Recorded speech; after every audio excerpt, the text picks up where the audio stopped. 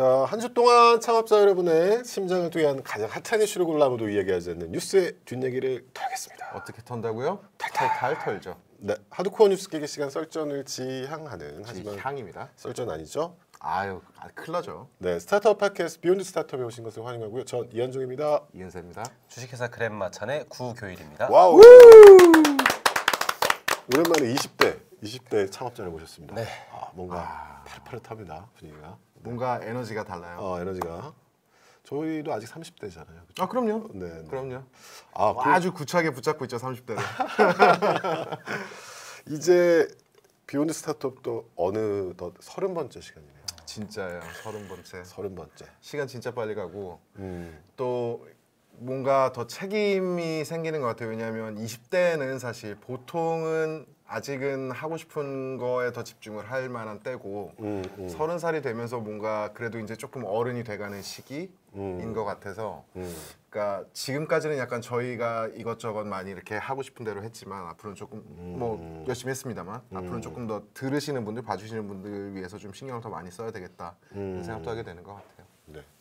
저는 30살 때 결혼을 했고 첫 창업도 했고 지금 돌아보면 제 인생에서 가장 빡센 시기가 아니었나. 되게 다이나믹했겠네요. 그렇죠. 보통 창업을 하면 처음에 이제 약간 이렇게 다이브가 되잖아요. 그렇죠. 근데 또 결혼까지 하셨다고 하니까 네, 제 인생에서 이제 시험에 든 시기였죠. 많은 시험에 들었겠어요. 네, 아무튼 뭐 지금은 화목하시잖아요. 아주 화목합니다.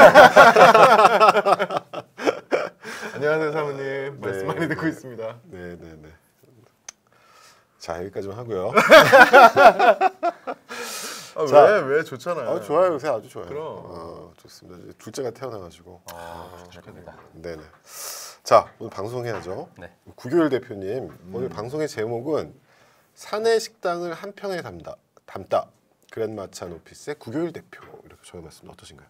네, 마음에 듭니다. 아우, 좋습니다. 저희가 하고자 하는 일을 네. 함축적으로 잘 표현해준 문장이어서 네네. 전 좋습니다. 네, 좋습니다. 그래서 우리 구교일 대표님 또 얼마 전에 엔젤 투자도 유치하시고 축하드립니다. 아주 감사합니다. 그 스타트업계 새로운 이제 신성이라고 할 수 있죠. 네, 네. 사실 네. 저희 서비스가 나온 지는 6개월이 됐는데요. 실질적으로 뭐 광고비를 집행해서 열심히 마케팅을 한다거나 알리려고 하는 노력은 사실 크게 많이 하지 않았어요. 왜냐하면 저는 좀 더 제품이 안정적이고 소비자들이 만족할 만큼 나와야 네.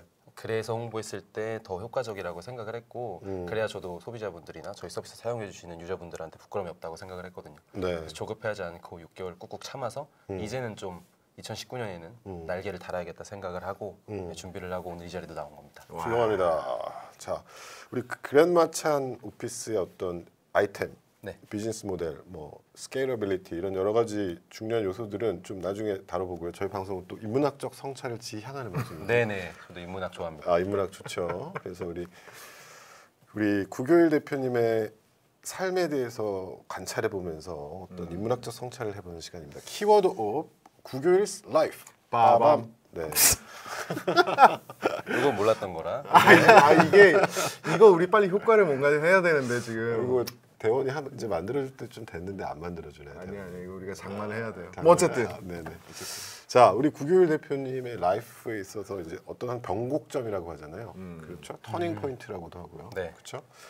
그 포인트를 우리 구교일 대표님은 빤스 정신 네. 배운 그렇죠. 네. 우리 군 생활로 말씀해 주셨어요. 그래서 군 생활부터 이야기를 한번 시작해 볼까요? 네, 이게 라이브라고 들었는데 네네. 지금 여성 시청자분들께서는 다 빠져나갈 군생활 얘기를 하는 거라 약간 너무 군생활이라 생각하지 말아주시고 저희 방송 그 청취자들을 저희가 분석해 봤거든요. 네네네. 대부분 30, 40대 남성분들. 그러면 딱 좋아하실 딱 좋아하시는 아주 거죠. 편안하게 말씀하시면 돼요. 다행입니다. 그러니까 뭐 아까 빤스 정신이라고 표현해 주셨는데 네. 제가 21살 군 입대를 했을 때 이야기입니다. 그러니까 저는 육군훈련소 논산에 있는 훈련소에 완전 FM으로 들어가게 됐는데요. 네. 훈련소는 유독 한 기수에 들어간 인원이 굉장히 많죠. 그쵸. 2,000명 정도 되는 인원이 들어갔는데 빤스 정신을 표현한 그 부분은 뭐냐면 제가 거기서 빤스만 입고 2,000명들과 경쟁을 해서 나름 우수한 성적을 거뒀다라는 부분이 제 인생의 가장 큰 터닝 포인트였다고 그 말씀드렸어요. 2,000명 중에 단 3명에게 주는 네네. 우수 훈련. 그렇죠. 이 육군 훈련 소장 표창장을 받는데 금메달을 갖게 정도 받았습니다. 갑자기 군 생활이 소환되면서 사실 포상휴가 때문에 목숨 거는 것도 있지만 그런 게 있었어요. 그때 훈련소 때 포상휴가를 받으면은 어디 곧바로 휴가를 가나요? 아니면 자대 자대 가서 받- 언제든 받고? 원할 때 쓸 수 있는 약간 우대권 같은 형식으로 주거든요. 좋네.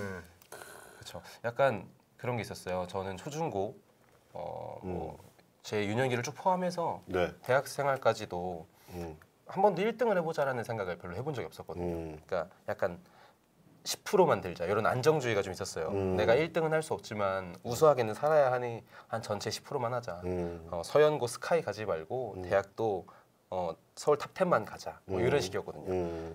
대학교로 와서도 놀 만큼 놀고 장학금 못 받더라도 학점 관리만 하자 이런 정도였어요. 그러니까 실제로 1학년 때 장학금도 못 받고 그냥 술만 먹고 펑펑 놀다가 네네네. 이제 때가 돼서 군대를 가게 됐는데 그 순간 그런 생각이 들었죠. 보통 군 생활을 가려고 하면 많은 선배들이요, 남자 선배들이 그냥 군 생활을 적당히 하는 게 좋아. 눈에 띄지 말고 그냥 그럭저럭 적당히 해. 이게 제일 좋다라고 얘기를 했었는데 그냥 입대하고 나선 그런 생각이 들더라고요. 왜 적당히 해야만 할까? 사실 거기서 적당히 하다가 조금 밉보이면 얼차려 받아야 되고 그렇죠. 적당히 하다 좀 밉보이면 같이 있는 팀원들한테 굉장히 해가 되거든요. 저 때문에 다 엎드려야 되니까요. 그렇죠. 그래서 첫 딱 들어간 날 들었던 생각이 여기는 어차피 뭐 아무것도 가진 것도 없이 그냥 빤스 하나 입고 경쟁하는 곳인데 한 달 동안 빡세게 해서 훈련 표창이나 하나 받자, 상장이나 받아보자, 휴가 나면 나가보자라는 생각으로 굉장히 열심히 한 달 동안 일을 했던 것 같아요. 그러니까 말씀하신 것처럼 군대에서는 뭐 서울대생이나 뭐 과거에 무슨 저기 좀 어깨에 힘쓰시는 분들이랑 다 평등하잖아요. 네, 그렇죠. 그렇죠. 그 말씀하신 것처럼 딱 빤스만 입고 다 경쟁하는 거잖아요. 네, 맞아요. 네.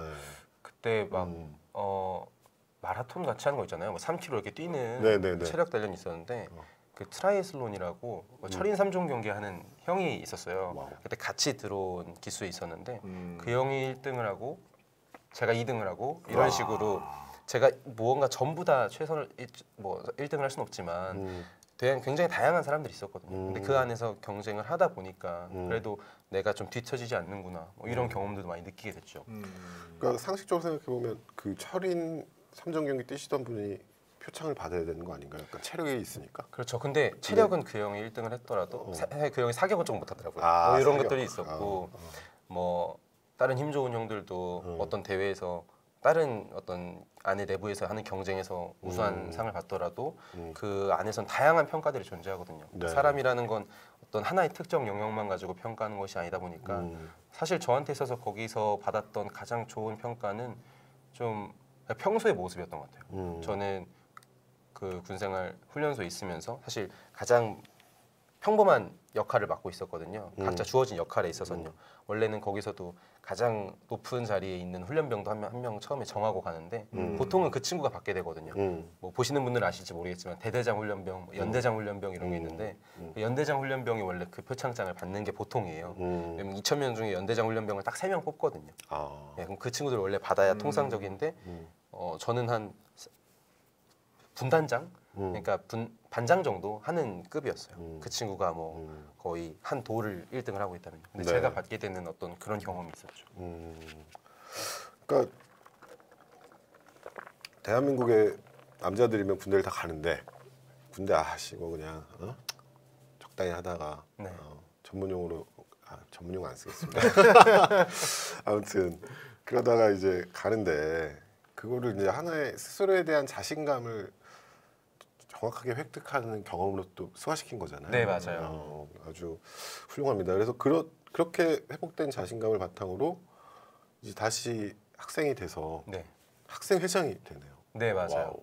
네. 이게 이것도 사실 저 빤스 정신에 영향이 좀 있는 게 네. 원래 전 대학교 1학년 때부터 학생회장을 해야겠다는 생각이 있었어요. 1학년 때 학생 활동을 했던 경험이 너무 좋았거든요. 네. 그러니까 아까 뭐 술만 먹고 놀았다고 했지만 물론 술 먹고 친구들 노는 것도 재밌었고 그냥 교우 관계라든지 그냥 20살 넘은 자유로운 환경에서 뭔가 액션을 취하는 것들이 너무 재밌었고 전 제 학교가 너무 좋았어요. 네. 뭐 서울에 있는 유명한 대학교는 아니었지만 전 경기도 시흥시에 있는 한국산업기술대학교라는 데 나왔거든요. 네.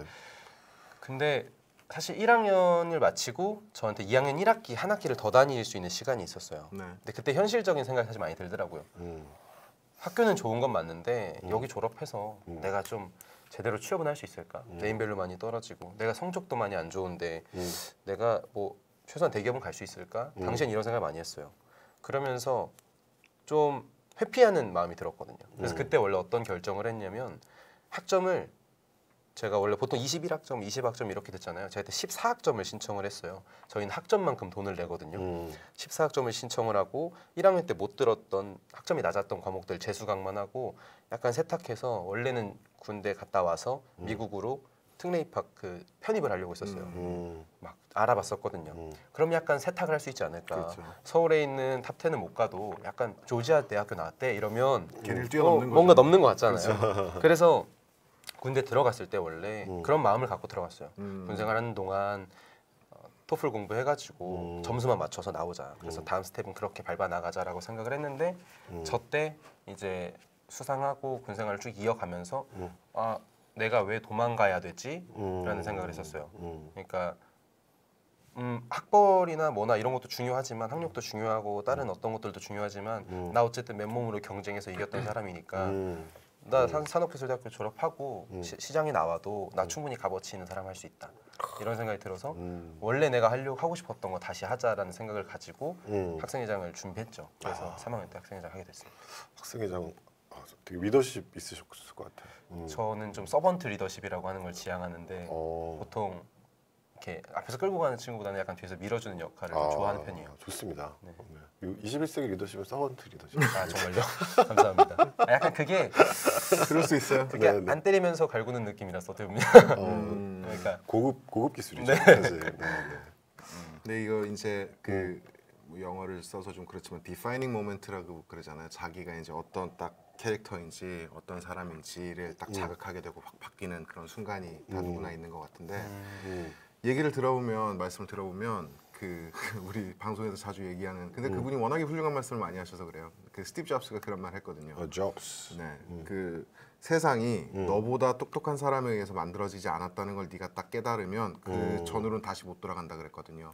그래서 지금 그런 거예요. 말하자면 사람이 누구는 얘는 나보다 잘하고 얘는 뭐는 나보다 잘하는데 네. 이게 딱 전이 이렇게 전체가 딱 됐을 때는 나보다 딱히 뭐 낫다고 말할 수 없다. 내가 해볼 수 있다라는 걸 느끼면 그 자체가 되게 큰 디파이닝 모멘트가 될 거고 또 된 것 같아요. 그렇게. 네네네. 그래서 그 학생회장도 또 도전하시고 그리고 그 이외에 또 다양한 도전들을 할 수 있는 그런 계기가 되지 않았을까? 네 맞아요. 네.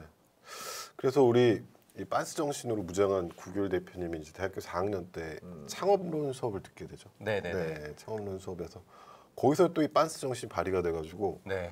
아이디어 경진 대회 같은 거에서 또 대상을 타십니다. 맞죠? 네, 맞아요. 그 맞습니다. 얘기를 좀 부탁드릴게요. 네. 그 당시 만들었던 제품을 좀 말씀드리면 어차피 뭐 지금 하고 있는 거 아니니까 네네. 에코사이클이라는 거였는데 당시에 이제 오바마 대통령이 역임하고 있었고 그 탄소 배출권이라는 이슈가 굉장히 컸었어요. 네. 그래서 제가 생각했던 게 마일리지 탄소 마일리지라는 제도가 있었거든요. 그래서 국내 자전거 에코사이클이라는 자전거 앱 서비스를 만들어서 자전거를 타는 유저들한테 국가에서 포인트를 지급을 하고 그 포인트를 어떤 오프라인 매장에서 사용할 수 있는 형태를 저희가 시스템을 만들려고 했었어요. 그런 플랫폼을. 재밌는데요. 좀. 네. 그래서 어떤 개념이냐면 자전거를 많이 탈 수 있게 지향하는 거죠. 근데 그들한테 줄 수 있는 가치가 명확히 없다 보니까 국가에서 사재를 가지고 일단 그 세금을 가지고 포인트를 지급을 하고요. 그 포인트는 결국 소상공인 시장들한테서 사용할 수 있게 되는 거거든요. 뭐 카페에서 커피를 먹건 식당에서 음식을 먹건 약간 자전거를 타고 교외로 나가거나 어떤 액션을 하는 그런 공간에 있는 네. 그래서 그 지역 활성화에도 좀 도움이 되고 그리고 이게 약간 복지 재원으로도 쓸 수 있다고 판단을 했거든요. 네. 근데 이 앱 서비스를 아무리 만들지언정 누가 오셨네요. 안녕. 네, 말씀하세요. 아무리 만들지언정 제가 할 수 있는 게 아니었어요, 사실. 근데 시스템 자체가 굉장히 매력적이어서 네. 수상을 하게 됐어요.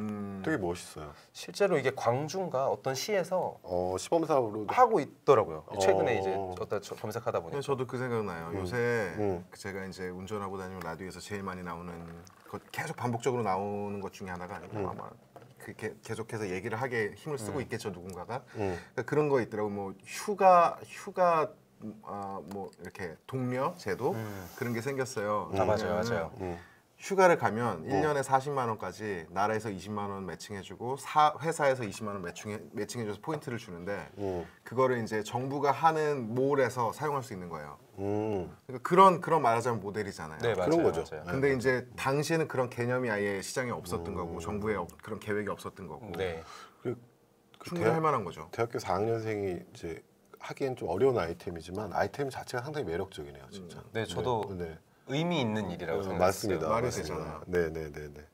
그래서 거기서 그 아이템을 시제품을 제시하라는 의미에서 500만 원을 받았다고요. 네, 야, 이게 이 500만 원 갖고 어떡하지? 대상을 받았어요. 대상을 받게 되면서 네. 수상자에게는 시제품 제작비라고 네. 돼 있었는데 그게 500만 원이더라고요. 네, 500만 원 가지고 저는 몰랐어요. 그때는 한 번도 외주라는 걸 맡겨본 적이 없어서 네네. 뭔가 만들 수 있을 줄 알았거든요. 근데 실제로 앱 개발하는 데는 적게는 3천만 원 이상에서 많게는 수억 원이 들어가는 그럼요. 정도의 네. 자본이 필요하더라고요. 이런 이 정도면 아주 그냥 큰 이 정도면 나라가 해줘야 돼요. 네. 입찰로 나와죠. 네, 입찰로. 맞아요. 하여튼 그래서 만들려고 하다 보니까 이게 불가능하다는 걸 이미 깨달았어요. 그리고 사실 수상을 하고 시제품 제작비가 나온다는 얘기를 들었을 때부터 저는 이걸 어떻게 해야 되지라는 생각을 먼저 그렇죠. 했거든요. 이제 고민이 되는 거죠. 네. 이거를 제대로 만들려면 거의 내가 뭐 차관급 이상은 만나야 이야기를 할 수 있는 분인 것 같은데 어떻게 해야 되나라는 지금 생각을 와서 했었고. 생각해보면. 네, 그렇죠. 네, 네. 그래서 당시에는 그냥 프레임만 이게 움직일 수 있다는 거, GPS만 달아서 내가 자전거 타고 이렇게 다니면 마일리지가 쌓이는 정도만, 그것도 간신히 교내에 있는 어떤 창업한 회사한테 부탁을 해서 만들었었죠. 그리고 과제는 무사히 넘겼는데 정작 제가 창업은 할 수 없었어요. 그래서 근데 약간 아쉬움이 있더라고요. 이거 어쨌든 자본이 있고 이런 개발팀이 있고 하면은 제품 만들 수 있구나라는 생각을 했었는데 네. 마침 어떤 저의 피칭이나 어떤 비즈니스 모델 기획 능력에 있어서 약간 호감이 있었던 교내 다른 창업팀이 하나 있더라고요. 거기는 한 3명 정도가 조직적으로 갖춰져 있었고 저한테 마케터랑 어떤 비즈니스 모델 그런 걸 작성하는 부분에 있어서 도움을 달라, 그 팀에 합류해 달라라는 추천을 받게 됐고 그래서 그 팀에 이제 제가 마케터로서 같이 들어가게 돼서 같이 일을 시작을 했어요. 네. 근데 이제 그렇게 연결했는데 그 팀이 실패하게 되죠. 네, 그렇죠. 거기서 또 많은 걸 배우셨을 텐데, 네, 그 얘기를 좀. 네. 당시 만들었던 건 이지키라는 이지키. 서비스인데요. 네, 그게 뭐냐면 생산성 소프트웨어, 그러니까 파워포인트, 엑셀, 뭐 액세스 같은 다양한 것들이 있는데 뭔가 구교일 대표님스럽지 않네요. 그쵸. 네, 한스 정신과 어울리지가 않네요. 네. 저 아이템이. 약간 제가 근데 뭐 컴퓨터 활용 능력이나 이런 거 좀 해봤다 보니까 네. 반스 정신과 어울리지 않지만 네. 약간 그쪽으로 접근하긴 했어요. 왜냐면 이것도 어떤 서비스였냐면 단축키에 관련된 서비스였거든요. 네. 그러다 보니까 단축키를 하나하나 다 찾아보는 빤스 정신이 필요했어요. 네. 네. 그래서 예를 들면 혹시 셀병합이라고 엑셀에서 이 두 칸을 합쳐버리는 그 키가 있거든요. 이걸 단축키로 쓸 수 있어요. 와우. 그거 몰랐네. 근데 이게 Alt에 HMM이라는 걸 아이고야. 눌러야 되는데 이렇게 된 걸 외울 수 없거든요, 사실. 그래서 이걸 내가 원하는 어떤 간단한 핫키로 막 바꾸는 거였어요. 예를 들면 쉬프트, 뭐 콤마 이렇게 누르면은 사용될 수 있게. 약간 게임에서 보면은 이렇게 슬롯에 올려놓는 그쵸. 그런 거거든요. 스타크래프트 할 때 이렇게 네, 맞아요. 이렇게 부대지정 같은 부대지정 느낌이죠. 같은 그런 느낌이죠. 그래서 그걸 만들려고 했는데 이게 전문 용어로 임베디드 소프트웨어여야 되는 거였어요. 그러니까 프로그램과 저희 프로그램이 서로 상호간에 신호를 보낼 수 있어야 되는데 그러려면 저희가 마이크로소프트랑 그렇죠. 이야기가 돼야 되는 부분이죠. 그게 아니면 예기치 못한 오류들이 굉장히 많았어요. 네, 예를 들면 갑자기 뭐 윈도우 키가 눌리면 시작 창이 나오다 그렇죠. 보니까 뭔가 꼬이거든요. 직접 저희가 할 수 없는 수준이라는 걸 알았죠. 근데 갑자기 제가 그 딴 얘기인데 네. 제 친구들이 다 군대 갔다 오면은 전부 다 이 단축키에 도사들이 돼서 나오더라고요. 맞아요. 그게 진짜 빤스 정신이죠. 맞아요. 네. 사실 행정병을 좀 했었거든요. 맞아요. 네, 그것 도움이 됐습니다. 그래서 저도 웬만한 한글에 대한 단축키는 다 아직도 쓰고 있습니다. 맞아요. 필요한 군대 것들은 다 때문에. 쓰게 돼 있어요. 네. 근데 생각보다 좋은 것들을 많이 모르고 있다는 부분에 있어서 만든 거였거든요. 방금 이 셀 병합 같이요. 되게 자주 쓰는 거지만. 그러니까 그런 임베디드 소프트웨어가 가질 수밖에 없는 한계에 대해서는 고민을 많이 안 하고 이제 제품 개발에만 신경을 쓰셨던 게 실패 요인이었나요? 그것만은 사실 아니었어요. 그러니까 저희는 그게 될 거라고 생각을 해서 사실 들어갔던 거고 이게 임베디드여야만 하는 거구나라는 건 사실 예기치 못했던 부분인 건 사실이에요. 근데 네. 그것 말고도 어떤 조직 운영, 그러니까 저 말고 다른 형님이 대표를 하고 계셨는데 학교에서 난다긴다는 사람들을 모아놨었어요. 어. 뭐 저는 이비즈니스학과라는 데를 나왔는데 저희 학과에서는 저 한 명, 나노관공학과 어떤 사람 한 명, 디자인학부도 있었거든요. 디자인학부에서 완전 한 명. 드림팀이었네요. 네, 그렇죠? 학교에서 그래도 진짜로 음. 좀 한다는 친구들을 모아놨는데 이렇게 모아놓다 보니까 뭐랄까요? 그러니까 각자의 바쁜 일들을 음. 본업이 뭔가 하고 있는 일이 있음에도 불구하고 이 대표님이 괜찮아. 약간 스텔스 형식으로 너가 네 할 일은 하되 조금씩 시간을 할애해서 우리 모여보자. 우리가 만나는 시간을 합치면 충분히 성과가 나올 수 있을 거야. 이런 식으로 한 10명 정도를 모았던 팀이었어요. 그러다 보니까 10명이 다 같이 모여서 회의를 할 수 있는 날이 정말 한 달에 한 번이 잡힐까 말까였어요. 어. 실제로 그게 힘든 거죠. 그래서 부분 모여서 일을 하기 시작하고 물론 스마트 워킹이라는 거에 대해 잘 알지 못했고 그럴 정도로 전문적으로 일을 하던 친구들은 아니었으니까요. 근데 그런 부분도 약간 조직 운영에 있어서 실패 요인이 하나 있었고 근데 그것보다 또 먼저는 이 프로그램이 굉장히 또 매력적으로 보였는지 국가에서 지원금을 받게 됐었어요. 그래서 2천만 원 정도를 받는데 이 20대 대학생 친구들, 20대 중반도 안 된 친구들이 2천만 원이라는 돈을 받고 갑자기 서비스를 만들려고 하니까 저희는 우리가 거의 페이스북처럼 될 것 같았죠, 마치. 왜냐하면 돈이 생기잖아요. 그리고 이 돈은 계속 뭔가 들어올 것만 같았고 그리고 인터넷 신문에 기사가 나고 저희 얼굴이 대두되고 뭐 전시회를 나가자 뭐 다양한 액션들이 있으니까 많은 스타트업들이 겪는 되게 핵심적인 문제지만 다른 데 눈이 멀어버린 거예요. 유명해지는 것에 눈이 멀어버린 거죠. 그런 경험도 있었어요. 근데 저는 그 안에서 약간 이러면 안 되는데 라는 생각을 하던 와중에 한 6, 7개월 지나고 나서 결국 팀원들이 약간 의견이 안 맞게 되죠. 재밌습니다. 어떤 스토리가 있네요. 네. 네. 영화를 보는 것 같아요. 20대 그 딱 중반에 그 혈기 왕성할 때 그렇죠? 네, 재밌었어요. 조금 잘 나가니까 와 막 이런 네, 20대스러운 것 같아요. 네, 맞아요. 20대 때는 그런 게 있죠. 재밌습니다. 자, 근데 계속해서 보면은 계속 그 디파이닝 모멘트를 만들어 오셨어요. 아 그래요?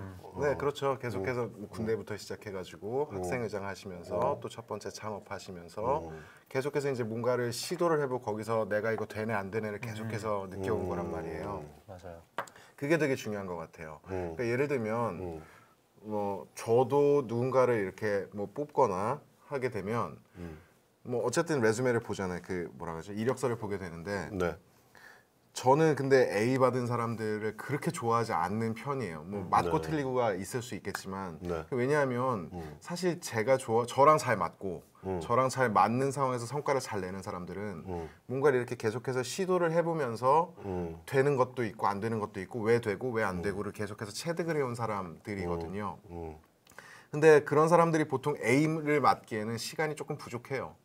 그래서 못하는 경우가 되게 많은 것 같아요. 저는 뭐 B 플러스?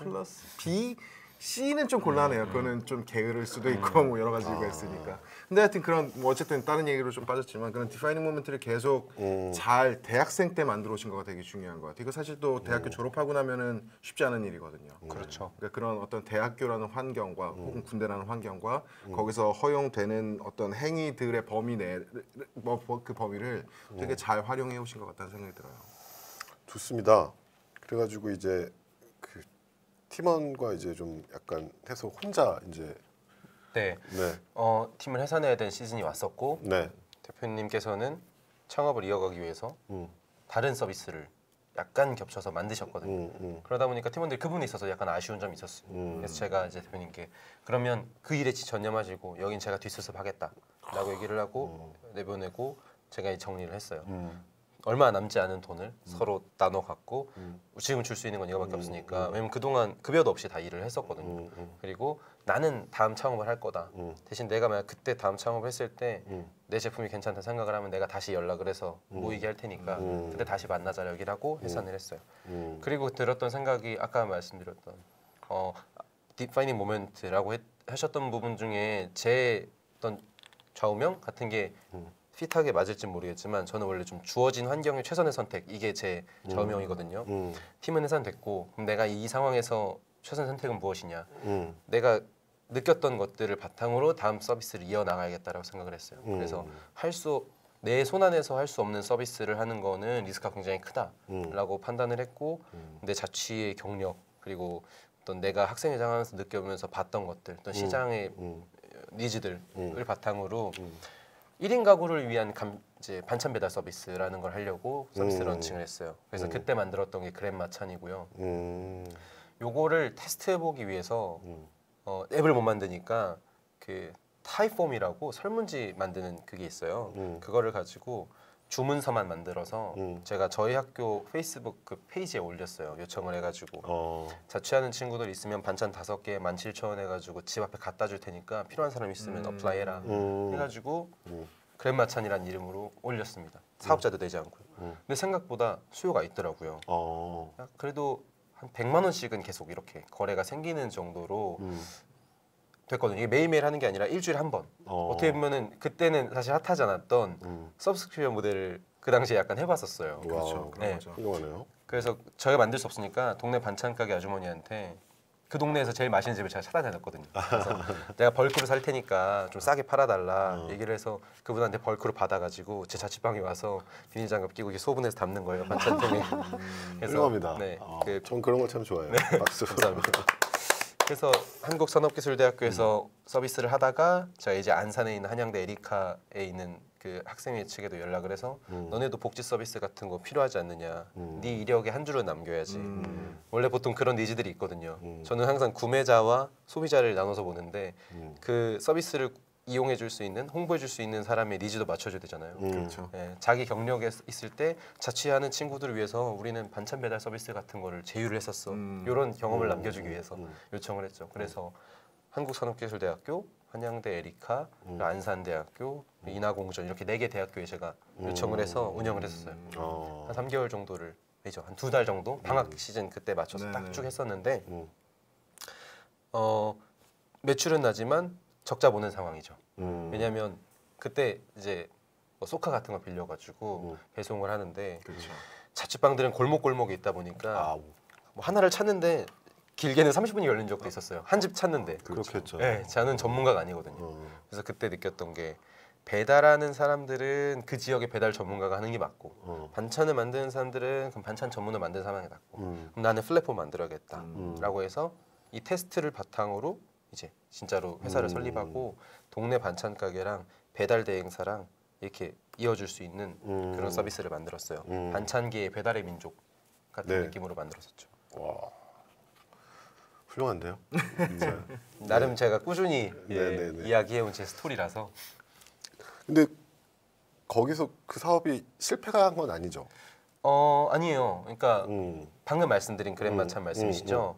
그것도 뭐 운영은 어느 정도는 됐었어요. 근데 이것도 약간 실패했다고 볼 수 있는 게 그때 경험으로 말씀을 드리면 저는 이게 구조적으로 맞으면 현실에서도 맞아 들어갈 줄 알았어요. 왜냐하면 반찬 가게는 더 넓은 곳에 팔고 싶어 하고 배달 대행하시는 분들은 더 많은 배달 건수를 얻고 싶어 하고 소비자들은 집에서도 반찬이 집으로 왔으면 좋겠는데 이걸 우리가 맞춰만 주면 당연히 잘 되지 않을까 생각을 했죠. 근데 엄청나게 많은 문제들이 있었어요. 일단 1번 반찬 가게는 작아서요. 아주머니가 아프시면 그날 문을 못 열어요. 그러면 소비자들이 주문을 했는데 그걸 못 맞추니까. 반찬 가게가 전화를 안 받는 날이 생겨요. 저희가 요청을 해도 왜 그랬다고 하니까 전날 너무 아프셔가지고 오늘은 문을 닫아놨다. 생각지도 못한 퀄리티 컨트롤 문제가 생긴 적도 있었고요. 그리고 배달 대행사분들이 지역마다 아주 미묘하게 약간 서로의 구획이 있어요. 그래요. 지금은 뭐 부릉, 그러니까 메쉬코리아나 뭐 저기 어디죠? 그 바로고라든지 이런 굵직굵직한 회사들이 있지만 제가 그 당시에 이 경기 지방에서 할 때는 동네마다 배달 사장님 한 분 계시고 배달 기사님들 계시고 이렇게 동단위로 나눠서 일을 하고 계시는 거예요. 네. 그렇죠. 그러면 이 반찬 가게에서 옆에 있는 동네에 배달을 하려면 서로의 상권 침해인 거죠. 그래서 그분들이 암묵적으로 받질 않으세요. 이런 것들이 있어요. 그러니까 다양한 예기치 못한 이슈들이 있었고 그리고 저희는 자본이 많지 않다 보니까 홍보를 할 수가 없었고 땅 따먹기 형태로 가야 되는데 그러기에는 어떤 많은 소스들이 부족했죠. 그렇죠. 그래서 그 배달로 하던 서비스를 그것도 약간 실패를 받게 돼요. 그러면서 다음 모델이 한 번 더 있었죠. 지금 그랜마찬 오피스를 하기 이전에도요. 네네. 그 다음 했던 게 오픈마켓이었어요. 네. 저희가 만났던 반찬 가게들 중에 제일 잘하는 사장님들을 모아서 전국으로 택배로 뿌리자. 택배는 공간적인 제약이나 시간적 제약 이런 것들을 좀 무마할 수 있으니까 우체국 택배를 사용해가지고 뭐 안산에 맛있는 반찬 가게, 안양에 맛있는 반찬 가게, 인천에 맛있는 반찬 가게 이런 데를 사장님을 약간 브랜딩해서 오픈마켓으로 전국으로 뿌려주는 형태로 서비스를 오픈하게 되죠. 그게 두 번째 그랜마찬 버전이었어요. 그 시도도 잘 네. 됐나요? 그 시도도 안 됐죠. 그것도 안 됐습니다. 그것도 안 된 이유가 네. 뭐 몇 가지 있는데요.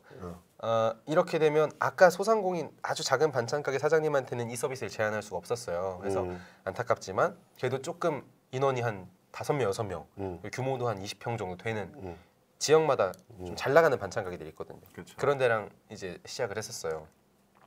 한 5, 6개까지 반찬 가게는 어느 정도 이야기가 됐는데 저희를 통해서 인터넷으로 파는 게 좀 되는구나라고 느꼈을 때 사장님들이 자사모를 만들려고 했어요.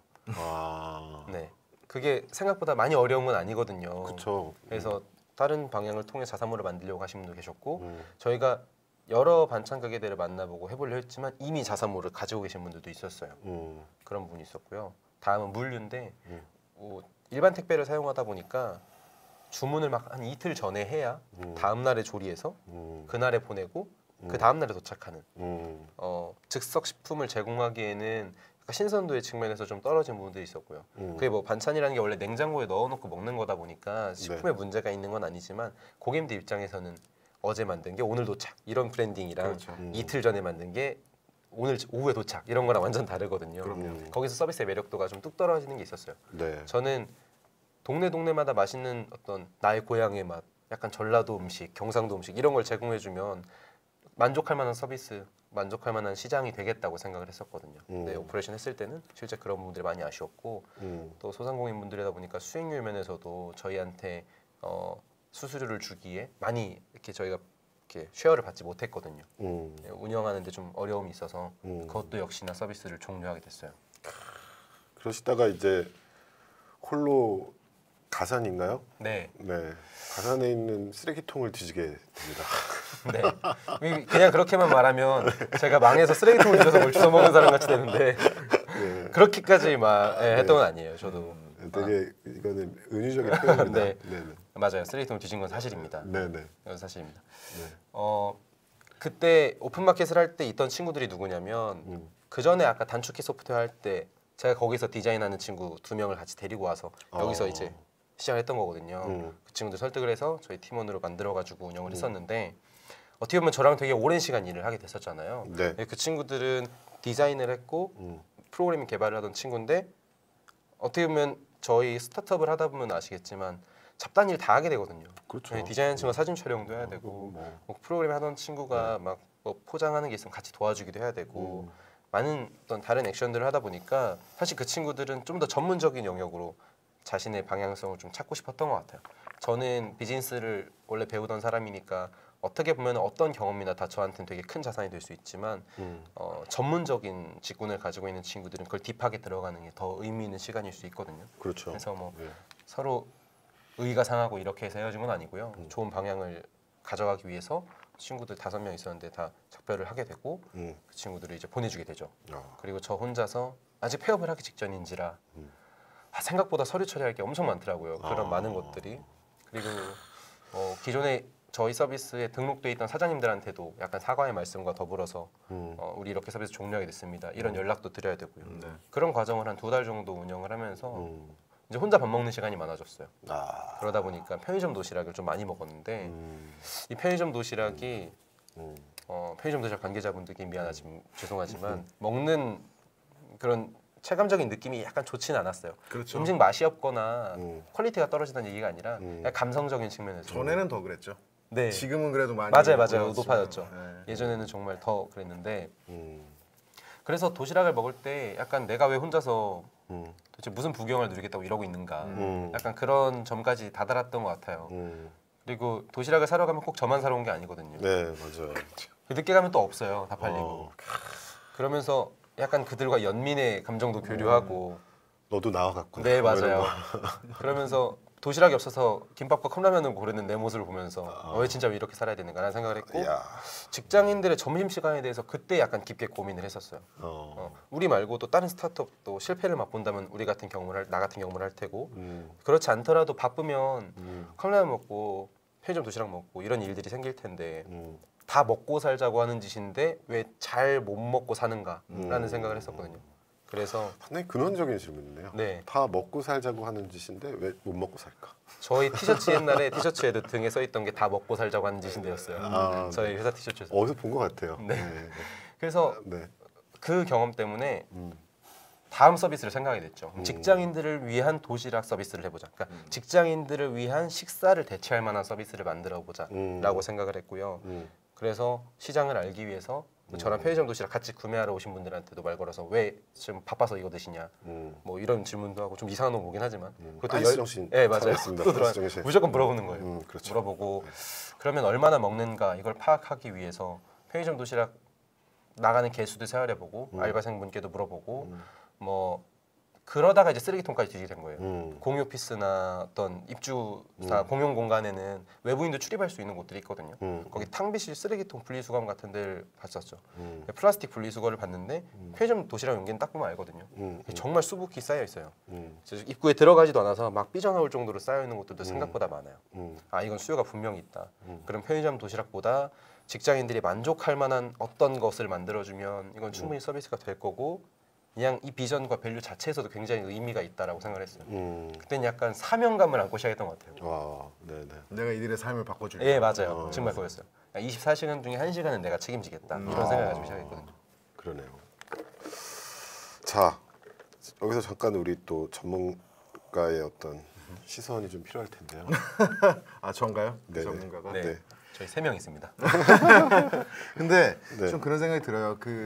그러니까 그랜마찬의 첫 번째 버전 그리고 두 번째 온라인에서도 이제 약간 뭔가 잘 뜻하신 만큼 안 됐는데 근데 그거는 사실 그러니까 두 가지 얘기가 있는데 하나는 처음 창업하실 때 뭐 저도 계속해서 사실 하고 있는 문제이기는 하지만 전체적인 프로세스를 쫙 펴놓고 이제 거기서 어떤 문제가 생길지를 예측하는 게 사실 능력이거든요. 근데 경험이 없는 상태에서 그걸 하기가 되게 힘들어요. 맞아요. 그래서 그러다 보니까 이제 로지스틱스에서도 문제가 생기고 상품 소싱하는 거에서도 문제가 생기고 했었던 것 같아요. 그래서 그런 과정들이 항상 있는 거고, 근데 그거는 뭐 우리 그랜마찬만 그런 게 아니라 모든 친구들이 다 그런 거니까.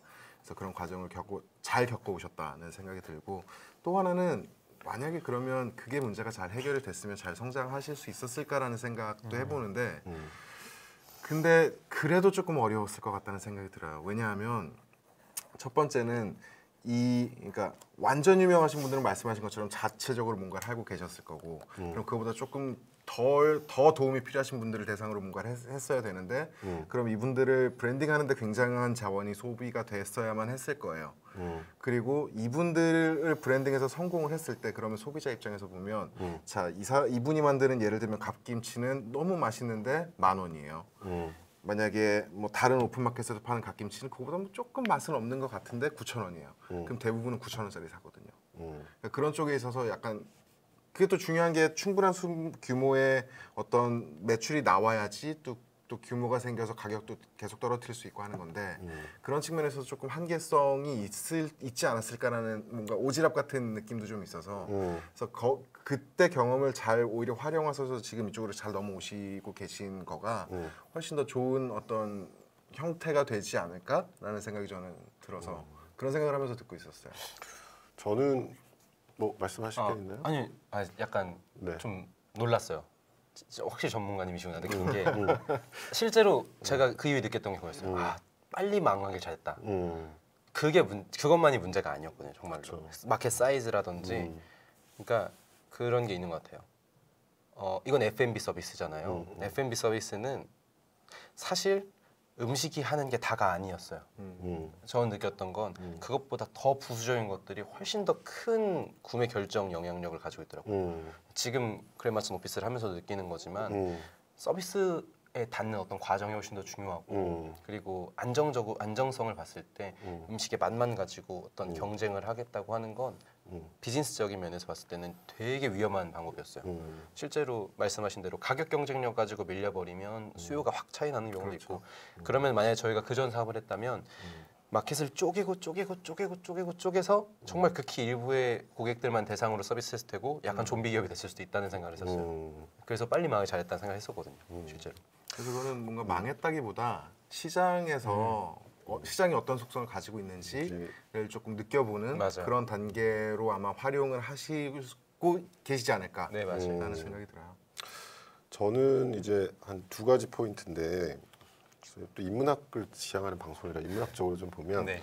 아까 우리 총괄님이 defining 네. moment라고 하셨는데 지금까지 정말 수많은 defining moment가 있었는데 그래도 그 무게감이나 밀도를 보면 저는 군대에서의 defining moment랑 혼자 밥 먹으면서 지난 그 뭐 리서치 앤 디벨롭먼트의 기간이라고 하죠. 그런 걸 혼자 복귀하면서 쓰레기통을 뒤질 때가 가장 밀도감이 있었던 디파이닝의 시간이었던 것 같아요. 그 두 개가. 빤스용 씨는 확실히 좋아하시네요. 그게 아니라 제가 보는 바로는. 네, 네. 근데 그런 과정에 있어서 되게 그 어린 나이의 창업가지만 스스로의 이렇게 시도를 하고 그걸 복귀를 하면서 이런 요소들을 계속 이렇게 차곡차곡 쌓아왔다는 게 저는 아주 놀라웠고요. 감사합니다. 네네. 그걸 그냥 이거 하다 보면 뭐 하면 4번, 5번 하다 보면 되겠지 이게 아니고 이렇게 가정을 갖고 실험을 해보고 이런 요소들이 있었구나 알고 배우고 또 하고 이제 이런 게 계속 여기 쌓여간 것 같아서 이거 약간 인문학적인 접근이죠. 네, 맞아요. 사실 많은 분들이 말씀하셨던 게 왜 계속 반찬 하는데였어요. 네네. 그 약간 뭐랄까 그냥 오기야 이런 걸 들은 적도 있었어요. 그러니까 따지고 보면 15년도 16년도부터 거의 네. 17년, 18년, 19년 거의 3년 넘게 계속 이 간편식 시장에서도 반찬을 카테고리로 한쪽에서만 계속 그랜마찬이라는 브랜딩을 갖고만 계속 했었거든요. 왜 이렇게 어려운 일 하냐라는 얘기도 많이 들었었고 너 그냥 그게 타인이 말하기엔 약간 실패했던 거에 대해서 어떤 걸 갱신해 버리기 위해서 네가 계속 다른 서비스를 하려고 하는 거 아니냐라는 피드백들을 들은 적이 있었어요. 근데 제 입장에서는 저는 이 시장이 분명히 기회가 있다 생각을 했고 제가 뭔가를 아직 잘 못 찾았기 때문이라고 생각을 했거든요. 그래서 계속 가설을 세우고 검증하고 계속 핏을 맞춰 나가는. 저한테 어떻게 보면은 이 3년 넘게 된 시간이 없었으면 이게 절대로 안 나왔다고 생각하거든요. 지금 하는 서비스가. 그렇죠. 네. 그럼요. 그리고 두 번째는 저는 이 점도 되게 인상 깊었어요. 그러니까 이 도시락을 판다가 아니라 이 직장인들의 한 시간을 책임진다라는 이 관점의 전환은 정말 중요한 것 같아요. 네, 맞아요. 그러니까 나는 도시락을 파는 사업자가 아니라 직장인의 한 시간을 책임져주는 사업이다. 이렇게 되면 이게 단지 도시락을 간편히 먹는 게 아니라 나중에는 브랜딩 차원에서 뭐 그 직장인의 그 한 시간 동안 라이프스타일을 어떻게 제공할 수도 있어지는 거거든요. 네, 처음엔 맞습니다. 철학이고 비전이니까. 맞습니다. 근데 이제 그런 부분이라든지 그다음에 이 같이 도시락을 사러 가는 사람의 면민을 느낀다 이런 거는 진짜 되게 감정이잖아요. 네, 맞아요. 그러니까 결국에는 이제 이런 부분들이 되게 중요한 것 같아요. 저는. 맞아요. 그러니까 뭐 제품의 퀄리티를 높이는 것도 되게 중요한데 이제 그런 감정선, 그러니까 이 소비자들의 감정선을 어떻게 잘 읽어내느냐 이제 근데 그런 것들을 조금씩 찾아가는 것 같아서 저는 아주 훌륭하게 봤습니다. 네. 진짜 그런 거 있잖아요. 되게 흔한 말이지만 네. 우리가 벽에 구멍이 필요한 것이지 드릴이 필요한 게 아니다라는 얘기를 많이 하잖아요. 그러니까 벽에 구멍을 뚫기 위해서 어떤 수단을 통해서 구멍만 뚫면 되는 거지 그걸 위해서 꼭 드릴을 살 필요는 없다는 얘기를 하잖아요. 네. 저희도 이 직장인들이 1시간 동안 뭐 밥을 먹는 게 중요하긴 하지만 밥 먹는 것만을 생각하는 게 아니라 1시간을 어떻게 효과적으로 사용할지 그리고 그 1시간에 어떻게 보면은 영양분을 채우기 위한 어떤 그리고 휴식을 취하기 위한 그런 과정 중에 하나가 도시락이고 하나가 그냥 밥인 거거든요. 그렇기 때문에 그 시간 안에 제공되는 샐러드로 서비스하시는 사장 대표님도 엄청나게 서비스가 잘 성장하시고 계시고 저희도 뭐 도시락을 하는 경우도 있지만 사실 어떤 제품과 그 시간 안에 어떤 서비스가 녹아들지 모르기 때문에 저희는 그 1시간을 서비스한다고 말씀을 드리고 있다고 보십니다. 그렇게 되면 이 사업은 더 스케일러빌리티 확장성이 생기는 것 같아요. 실제로 그렇죠? 네. 많은 것들을 준비하고 있습니다. 그 1시간을 좋습니다. 위해서. 네. 좋습니다. 근데 말이 한 시간이지만 생각해 보세요. 거의 뭐 그냥 성인이 사용하는 시간 중에 10% 이상일 거예요. 맞아요. 그러니까 사실 굉장히 큰 포션, 그 비중인 거죠. 맞습니다. 네. 자, 재밌습니다. 네, 그렇죠? 감사합니다. 여기서 잠깐 이제 조금 다른 프레임의 얘기를 해볼게요. 이제 우리 구교일 대표님 같은 분이 이제 20대 후반에 창업을 해가지고 이렇게 아주 저는 되게 훌륭한 케이스 스터디라고도 보는데 우리나라 뭐 창업 환경이 좀 낙후돼 있다, 뭐 너무 정부 주도다 이런 비판도 많이 받는데 어쨌건 구 대표님은 대학교 4학년 때 창업론 수업도 듣고 그렇죠. 네. 아이디어 경진대회도 하셨고 네. 그다음에 500만 원도 받으셨고 네. 나름 상기대가 창업의 인프라는 상당히 좋은 곳이죠. 그렇죠? 네, 맞습니다. 근데 그런 차원에서 우리나라의 창업 환경은 20대 후반 창업가로 봤을 때 좀 어떠신 것 같으세요? 저는 예전부터 네. 그래왔긴 했는데 물론 제가 수혜를 받아서만 그런 건 아니지만 네. 저는 지금 하고 있는 음. 정부 주도형의 지원 사업들은 굉장히 긍정적으로 바라보고 있는 편이에요. 네네. 네. 다만 이것을 얼마나 잘 찾아서 좋은 기업가 정신을 가진 사람에게 제공해 주느냐의 차이겠지만 소위 지원금 헌터라고 하는 이야기들이 있잖아요.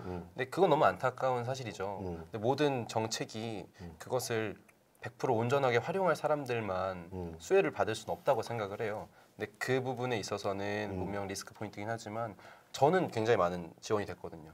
실제로 20대 친구들이 창업을 하기 있어서 두려워하는 가장 근본적인 이유는 다양한 부분들이 있겠지만 다 리스크거든요. 그러니까 내가 이 시간을 이렇게 보냈을 때 요게 나중에 효용가치 있는 자산이 될 것인가. 그러니까 창업으로 성공해야 그게 되는 거겠죠. 그게 아니고 약간 좀 전략적으로 생각하는 친구들은 기업가 정신 같은 걸 있는 사람으로 해서 취업을 성공하려는 친구들도 분명히 있지만요. 그러니까 그런 두려움 때문에 창업을 못하는 친구들이 많다고 봐요. 그리고 이게 비단 자금의 문제만이 아니라 네. 뭐 자신의 백그라운드 문제도 있겠죠. 예를 들면 당장 알바도 해야 되고 내 생계 자체가 위험한 상황이니까 나는 내가 학비를 꼭 벌어야만 뭔가 할 수 있는 사람이고 그렇기 때문에 지금 지원 정책에서 사업비를 지원해 주는 것도 좋고 요즘은 그런 것도 있거든요. 창업하는 청년들을 위해서 이렇게 집 주거의 혜택을 좀 지원하는 경우도 맞습니다, 있고요. 맞습니다. 예를 들면 저희는 창업 장학금이라고 해서 대학교에서 창업하려고 열심히 하는 친구들한테 장학금 줬어요. 저는 그 장학금으로 학비도 약간 보태면서 실제로 일에 좀 더 집중할 수 있게 되는 그런 개념이 있거든요. 그 어떤 분이 말씀해 주셨던 건데 모 나라에서는 창업을 하는 친구들에게 있어서 아예 생활비 자체를 그냥 지원해주고 너는 일에만 전념해 이런 식으로 지원이 되는 경우도 있다고 하더라고요. 만약에 정말 열심히 하려는 친구를 찾는다면 그 친구가 먹고 사는 걱정은 안 하게 해주는 게 사실 일에 몰두할 수 있는 가장 중요한 환경이잖아요. 그럼 그런 부분에 있어서 계속 정책이 조금씩 맞춰나가고 있다 해서 저는 긍정적으로 봐요. 실제로 저도 많은 혜택을 봤었고. 이 부분에 대해서는 이제 일자리 창출이나 뭐 사회 복지의 관점도 좀 있을 텐데 총괄님 의견이 어떠세요? 아니 어렵다고 생각하지 않아요. 어렵다고 생각하지 않고 저는 네. 특히 최근 몇 년 동안 제 시각이 조금 많이 바뀐 게 그러니까 예를 들면 지금 그런 말하자면 헌터들 있죠. 있죠. 있는데 그 사람들을 경계할 필요가 없다고 경계라기보다 뭔가 너무 거기에 대해서 고려를 너무 많이 하지 않아도 된다고 생각을 하는 게 첫 번째는 정책이라는 거는 기본적으로 거기서 나온 결과성이 비효과성을 상쇄할 수 있으면 그럼 하는 거예요. 그런 측면에서 보면 그런 분들이 일부 있다고 하더라도 나머지에서 나올 수 있는 그런 결과물들이 이분들로 인해서 발생하는 비효율성을 상쇄하고도 남으면 남고 있잖아요. 그래요. 그러면 하는 거라고 생각해요. 두 번째는 그분들은 좀 스스로한테 못할 짓을 하고 계시다고 생각도 들어요. 왜냐면 그분들도 되게 능력이 있으니까 그렇게 받을 수 있는 거잖아요. 근데 그걸 그렇게 쓰고 계시니까 저는 오히려 그분들한테 되게 더 좋은 일 한번 찾아보시라고 말씀을 드리고 싶고 맞아요. 그런 분들에 대한 너무 그런 우려가 창업 정책에 반영이 되는 거는 일단 그렇게 효과적이지 않다고 보고요.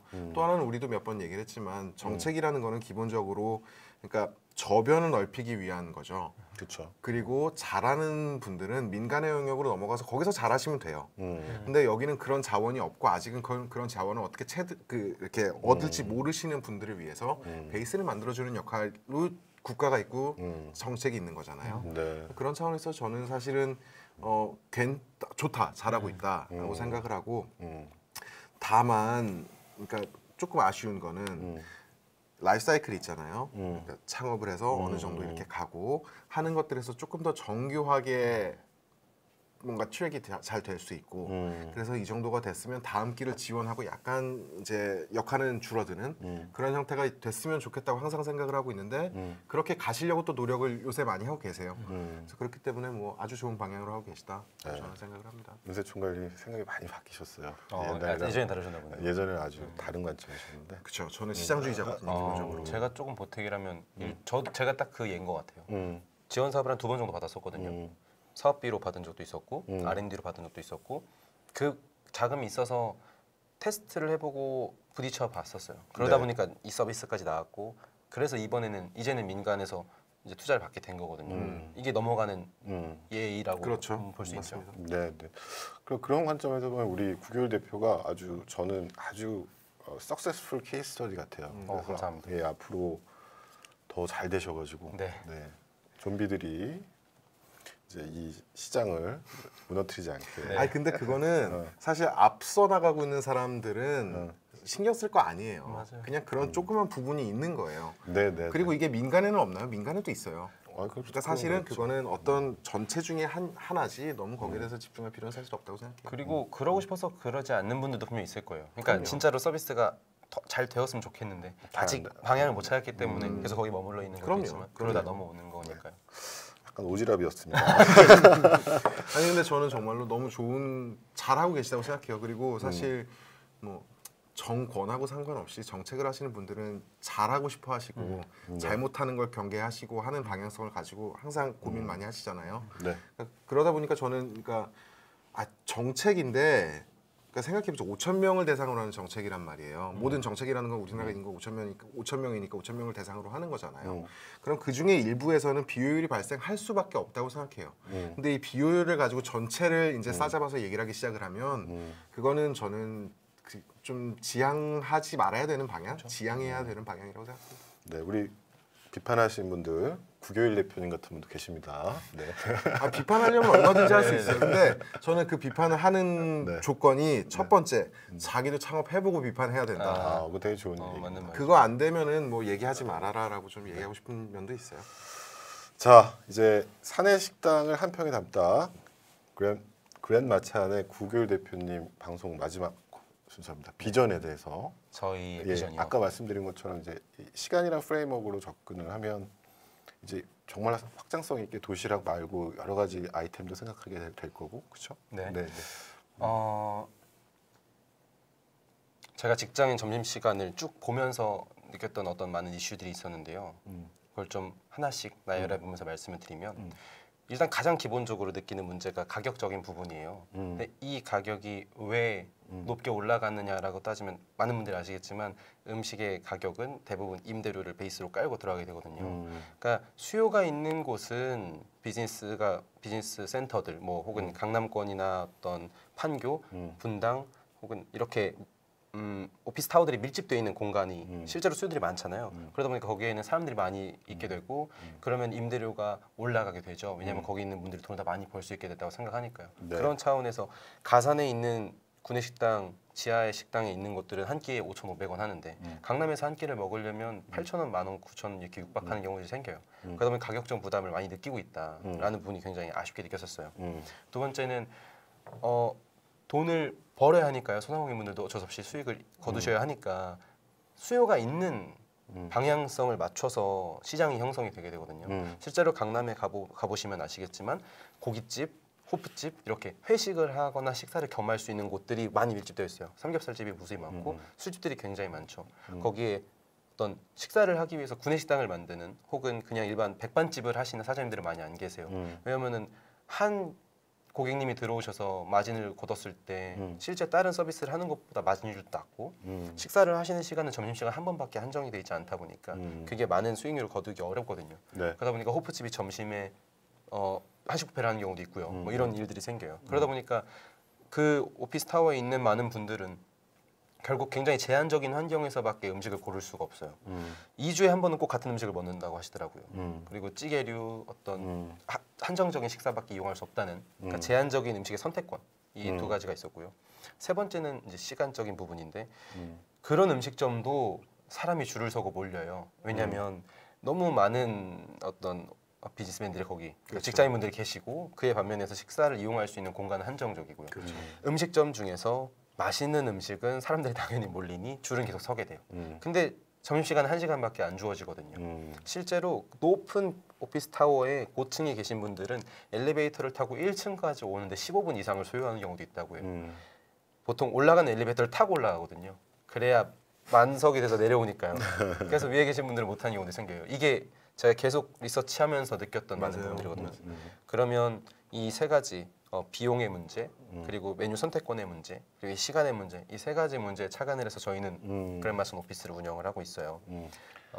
그래서 지금은 도시락을 제공하고 있지만 저희는 이 안에서 어떤 예를 들면 이용할 수 없는 다양한 것들, 저희는 직장인들이 조식을 원한다면 조식도 시장도 진출할 계획이 있고 실제로 지금 이용하기 어려운 컵과일 같은 것들, 그냥 그들의 건강을 책임질 수 있는 직장인들이 더 잘 먹고 잘 살고 그게 곧 회사에 반영되면은 더 생산성에 영향을 미친다고 저는 생각을 하거든요. 그렇게 서비스들도 나아갈 수 있다고 바라봤어요. 그래서 이 1시간 동안에 제공할 수 있는 많은 서비스들을 제공할 예정이고요. 네. 그리고 뭐 퇴근하고 가져갈 수 있는 상품을 배송한다든지 그 1시간 안에서 저희는 오프라인과 온라인 영역을 같이 넘나드는 상황이라고 생각을 하고 있어요. 주문만 온라인으로 하는 방식이지 실제로 고객과 저희는 접점을 회사에서 직접 닫고 서비스를 하는 거거든요. 그래서 저희는 앞으로 그랜마슨 오피스는 단 1평도 저희의 사내식당을 가지고 있지 않지만 대한민국에서 가장 큰 사내식당이 되는 것을 목표로 하고 있습니다. 이건 저는 너무 좀 좋다고 생각하는 게 박수 좀 쳐주세요. 아 그럼요. 박수 치고 네. 그러니까 우리 9 to 5를 하는데 뭐 중국 같은 데서는 9 to 9이지만 9 to 5라고 말하는데 사실 한국 9 to 5가 아니잖아요. 네. 9 to 6잖아요. 네. 중간에 밥 먹는 시간은 1시간 잡잖아요. 근데 저는 이거가 없어지는 걸 너무 보고 싶어요. 그래서 진짜 한국에서도 9 to 5를 할 수 있게 됐으면 좋겠거든요. 근데 깊게 생각은 안 해봤죠. 근데 오늘 우리 대표님 말씀을 듣다 보니까 이게 물리적으로 이렇게 해서 시간을 잡아야만 되는 환경이 한국에는 있구나 라는 게 생각이 됐단 말이에요. 뭐 미국 얘기를 해서 좀 안 됐지만 미국 같은 데는 회사 건물 앞으로 그냥 그 푸드트럭이 와서 그냥 거기서 밥 먹고 간단하게 먹고 이러고 들어가거든요. 그러니까 시간이 그렇게 많이 소비가 되지 않아요. 그러니까 1시간 당겨도 1시간을 9 to 5를 해도 생산성에 큰 지장이 없단 말이에요. 네. 근데 제가 아는 거의 모든 99%라고 말씀드려도 될 것 같은데 그분들은 1시간 일찍 퇴근하기 위해서 반찬을 우리 그랜마찬 오피스로 드시는 거에 조금 더 주저하지 않을 것 같거든요. 그러니까 그런 어떤 그 일하는 문화를 만드는 거, 그래서 더 집중적으로 생산성도 올려주실 수 있고 그런 전체적인 어떤 문화를 만드시는 영역으로 가시는 걸 저는 너무 보고 싶다는 생각이 들었어요. 그쵸. 네. 이제 하실 수 있을 것 같아요. 네, 알겠습니다. 좋습니다. 반찬을 파는 게 아니라 시간을 큐레이팅하고 문화를 파는 기업으로 성장하시길 바라겠습니다. 네. 자, 저희와 함께한 1시간 간단한 소감 좀 부탁드리겠습니다. 네. 라이브가 진짜 이런 라이브라는 걸 처음 느꼈어요. 이것 또한 저에게 좋은 모멘텀이 될 수 있는 경험이었고요. 2시 36분입니다. 그리고 한 번도 제 살아온 이야기나 또 제가 왜 이 일을 하고 있는지에 대해서 쭉 풀어서 이렇게 오랜 시간 동안 얘기해 본 적이 없었어요. 앞으로 만약에 대표님은 어떤 분이세요라고 소개하면 전 이 링크를 보내줄 수 있을 정도로 너무 만족스러운 시간을 보냈습니다. 감사합니다. 저희가 감사드려야 되는 것 같아요. 출발님 어떠셨나요? 되게 좋았죠. 왜냐하면 그러니까 이렇게 자기가 가진 환경들을 적극적으로 활용하는 사람을 만나면 항상 즐거울 수밖에 없잖아요. 저도 노력을 많이 하려고 하지만 사실 뭐 잘 안 되는 부분이기도 해서 또 도전도 많이 받았고 그래서 오늘 와주셔서 너무 감사합니다. 네. 네. 좋은 시간 됐어요. 감사합니다. 요건 감독님 어떠셨나요? 최고? 오케이. 저는 저도 뭐 다 좋은데 일단은 그 진짜 주어진 환경 속에서 그 빤스 정신으로 최적의 선택을 하고 그게 설령 좀 실패했더라도 그것을 복귀해서 계속 차곡차곡 쌓아나가는 이 프레임워크는 30대, 40대, 50대 계속 갖고 가시면 되게 좋을 것 같고요. 알겠습니다. 그건 모든 것의 기본인 것 같아요. 네, 그렇죠. 내가 몇 번 얘기했잖아요. 그 유니클로 회장님 성함이 지금 생각이 안 나는데 그분이 그랬잖아요. 한 번만 되면 된다고. 인생은 한 번만 되면 되는 거라서 다 실패하다가 한 번만 되면 되는 거예요. 맞아요. 한 번만 되면 되는 거예요. 자, 우리 실패하실 거라는 얘기는 아니에요. 잘 되실 것 같은데 알고 있습니다. 다 그런 과정이라는 거죠. 저는 비 올 때까지 네. 기우제 지내는 스타일이어서. 그럼요. 좋습니다. 우리 그랜마찬 부대표님이 또 우리 총괄님이랑 또 인연이 있으시잖아요. 그렇죠? 어떻게 하다 보니까 여기 와서 알게 네, 됐어요. 그 얘기는 이제 방송 끝나고 좀 하시죠. 자, 오늘은 역시 30번째 시간답게 이제 방송이 아주 매끄러웠어요. 감사합니다. 너무 말씀 잘해주셨죠. 네, 진행자도 잘했죠. 네, 그럼요. 네네. 자, 오늘 30번째 시간 그랜마찬의 구교일 대표님 모시고 이야기 나눠봤습니다. 자, 다음 시간은 이제 31번째 시간이고요. 다음 번째 시간에 이제 블록체인 쪽으로 또 한번 다뤄볼 예정입니다. 네. 자, 그러면 여러분 다음 시간에 만나요. 안녕 이렇게 하시면 돼요. 네, 알겠습니다. 여러분 다음 시간에 만나요. 안녕. 감사합니다. 감사합니다. 감사합니다.